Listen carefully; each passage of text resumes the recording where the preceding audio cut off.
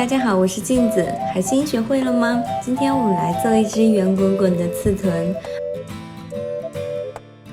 白色、黄色、棕色混合成较深的黄色，肚皮是白色的，按视频的方法进行拼接和搓圆，这样可以使接口更平整，后面剪小尖刺的时候才不会露出其他的颜色。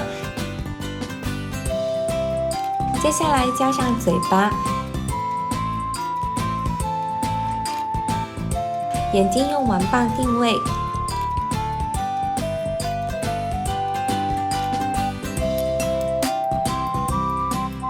再加上鱼鳍，